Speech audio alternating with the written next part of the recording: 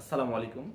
আজকের ভিডিওতে আপনাদের সাথে পরিচয় করে দিব পদার্থবিজ্ঞানে বহুল ব্যবহৃত একটি যন্ত্র সম্বন্ধে। আর এই যন্ত্রটির নাম স্লাইড ক্যালিপার্স, আমার হাতে দেখা যাচ্ছে। এই যন্ত্রটি খুবই গুরুত্বপূর্ণ একটা যন্ত্র। সাধারণত অতি ক্ষুদ্র দৈর্ঘ্য পরিমাপ করার জন্য যন্ত্রটি ব্যবহার করা হয়। আমাদের মিটার স্কেলে আমরা সাধারণত যে স্কেলটা প্রতিনিয়ত ইউজ করি সাধারণত দৈর্ঘ্য পরিমাপ করার জন্য, মিটার স্কেলের একটা বড় সমস্যা হচ্ছে এই স্কেল দ্বারা 1 মিলিমিটারের চাইতে ক্ষুদ্র দৈর্ঘ্য সঠিকভাবে পরিমাপ করা যায় না। সেই ক্ষেত্রে অনেক ডিফিকাল্টিজের সমস্যা হতে হয়, আমাদেরকে সম্মুখীন হতে হয়। কারণ আমাদের অনেক সময় যেমন ল্যাবে সাধারণত খুবই ক্ষুদ্র দৈর্ঘ্যগুলো পরিমাপ করতে হয়, যেটা মিলিমিটার রেঞ্জের চাইতেও কম। তো এই সমস্যা দূর করা যায় এই যন্ত্রের সাহায্যে খুব সহজে। তো প্রথমে এই যন্ত্রের আবিষ্কারক সম্বন্ধে একটা কথা বলে নিই। এই যন্ত্রের আবিষ্কারক পিয়েরে ভার্নিয়ার। তার জন্ম 1580 সালে 19 আগস্ট ফ্রান্সে অর্নান্স শহরে, এবং তিনি মৃত্যুবরণ করেন 1637 সালে। একই শহর তার জন্মস্থান, সে অর্নান্সে 14 সেপ্টেম্বর। যাই হোক, ব্যক্তিগত জীবনে তিনি ফ্রান্সের সামরিক বাহিনীতে চাকরি করতেন। তো উনি মূলত ইতিহাসে বিখ্যাত হয়ে আছেন তার এই যন্ত্রটি আবিষ্কার করার কারণেই, মানে তার এই স্লাইড ক্যালিপার্স যন্ত্রটি আবিষ্কার কারণে, এবং যন্ত্র আবিষ্কারক নামে তিনি সর্বাধিক পরিচিত।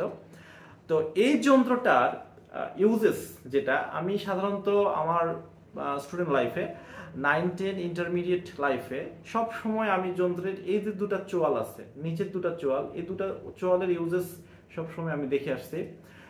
কিন্তু ভার্সিটি লাইফে এসে আমি নতুন একটা এখানে আমার একটা শেখা ছিল। সে শেখাটা হচ্ছে উপরের দুটি চোয়ালের ব্যবহার মূলত। হ্যাঁ, এই দুটি আমার কাছে মনে হয়েছে সামথিং ডিফারেন্ট। এই জিনিসটা শেয়ার করার জন্য মূলত ভিডিওটা তৈরি করা। আশা করি অনেকেই যারা জানেন না তারা জেনে যাবেন আর কি ভিডিওটা সম্বন্ধে। তার আগে একটু পরিচয় করে দিই সংক্ষেপে। এই যন্ত্রের 3টা অংশ আছে, তার মধ্যে একটা অংশ হচ্ছে চোয়াল। এই খুবই গুরুত্বপূর্ণ অংশ, যেখানে আমরা বস্তুগুলোকে আটকে সাধারণত দৈর্ঘ্যগুলো পরিমাপ করি। আরেকটা অংশ হচ্ছে তার মেন স্কেল। এই যে এখানে বড় একটা যে স্কেল দেখা যাচ্ছে, এটাকে মেন স্কেল বলা হয়। সেটা হচ্ছে আমাদের স্বাভাবিক দৈর্ঘ্য পরিমাপ করার জন্য আমরা যে স্কেলটা ইউজ করি সেটাই। আর মেন স্কেলের গায়ে এখানে আরেকটা ক্ষুদ্র স্কেল দেখা যাচ্ছে, এই স্কেলটাকে সাধারণত বলা হয় ভার্নিয়ার স্কেল। এটাই মূলত তিনি আবিষ্কার করেন।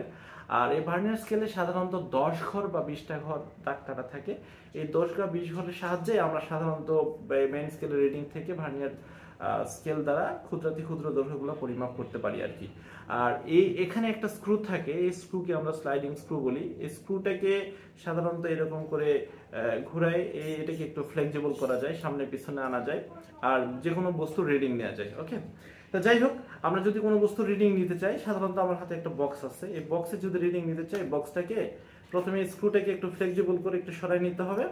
তারপর বক্সটাকে সেট করে যতটা একদম আলতোভাবে সাধারণত দুই পাশে লেগে দিতে হয়। হ্যাঁ, এরকম করে লাগাই দিতে হয়।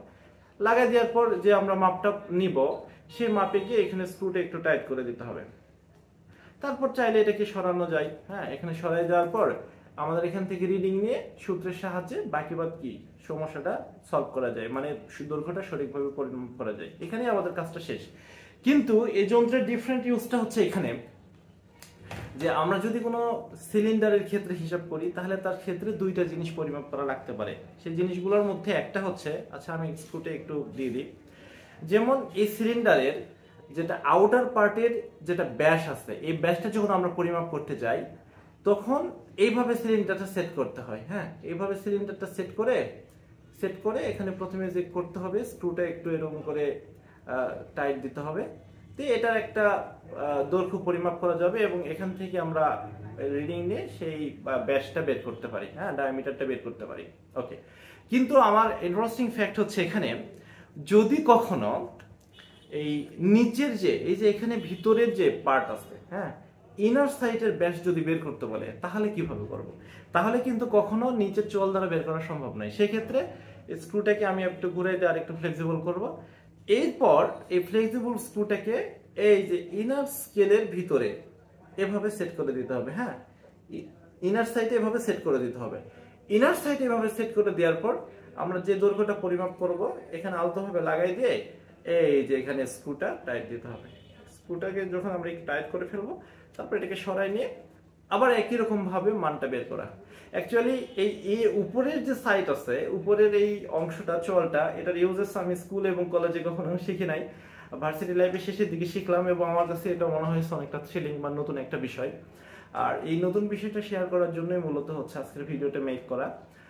আশা করি আপনারা বুঝতে পারছেন। আমি আরেকবার দেখাই লাস্ট অংশটা। যদি ইনার সাইডের ডায়ামিটার বের করতে হয় বা রেডিয়াস বের করতে হয়, সেক্ষেত্রে এই এই উপরের দুটো চল ইউজ করে তাকে আগে ভিতরে এরকম করে স্থাপন করে দিতে হবে। হ্যাঁ, ভিতরে স্থাপন করে দিতে হবে। তারপর যাতে এটা না নড়ে সেহেতু স্ক্রুটা টাইট করে নিয়ে বের করে এখান থেকে কি আমরা মাপ নিতে পারি।